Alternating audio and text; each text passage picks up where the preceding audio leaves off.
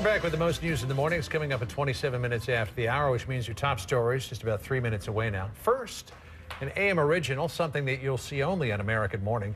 The church has never been an organization accused of keeping up with trends. But that may be changing. Now places of worship are using social networks like Twitter and Facebook to expand their flock. Church 2.0, where followers are also believers. Carol Costello, how apropos for this Good Friday, is talking to us about this from Washington this morning. Hey, Carol.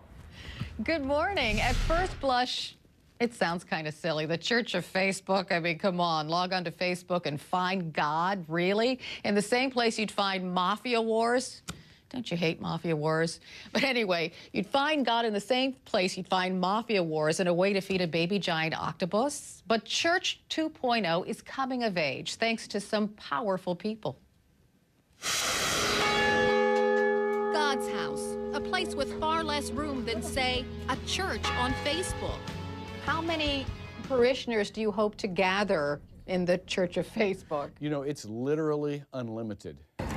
It is conceivable. As one church official put it, if Facebook were a country, it would be the third largest in the world. There are a whole lot of people who are believers or would be believers if it weren't for having to walk into a church building. The suffering it would have to go through. Pastor Joel Hunter is senior pastor of Northland. He boasts a congregation of 18,000 people who worship the old-fashioned way. He hopes to attract thousands more by creating a new church available only on Facebook. Call it an outgrowth of Church 2.0, the thing in worship. Even President Obama practices a version of Church 2.0. He worships in part via BlackBerry. Hunter is one of a group of pastors who email the president. What I do is I take a portion of Scripture, and then I devise a commentary, explain that, and how that might be relevant for a Christian who's trying to follow Christ, and I hit send.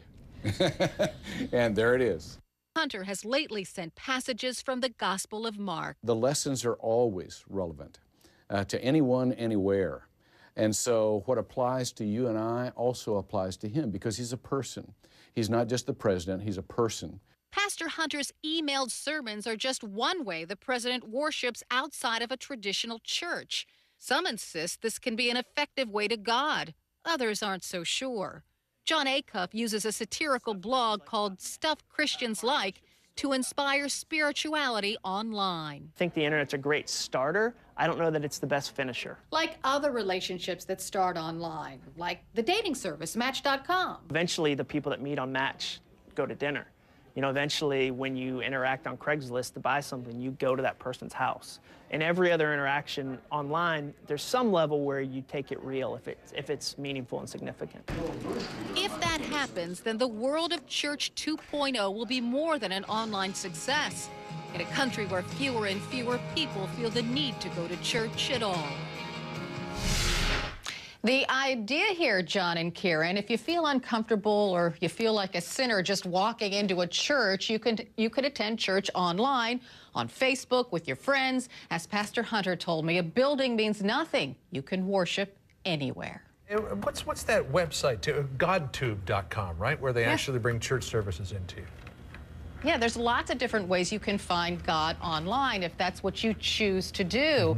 But as you heard from my story, there are some critics who say you can't really worship effectively unless you have that face-to-face thing going on with your pastor or your priest, or worship with other parishioners around you. That's why they call it fellowship. But, you know, as he said, maybe the first time you meet on Match.com, you eventually go to dinner. So there you go. Here's something unique. Sometimes it works. Here's something unique. I go to a church where sometimes the pastor is beamed into the church on a big screen. Really? Yeah, because he's at a satellite church. Now, see, I would well. find that strange. It's a little weird, but they do it really well. You almost So think he's you there. actually, you go to church and you watch television, in essence. When they perfect 3D, the whole thing will be great. Thanks, Carol. Well, we want to know what you think about all of this. How would you feel about praying on your PC or cell phone? Let us know. CNN.com/AMFix. Crossing the half hour.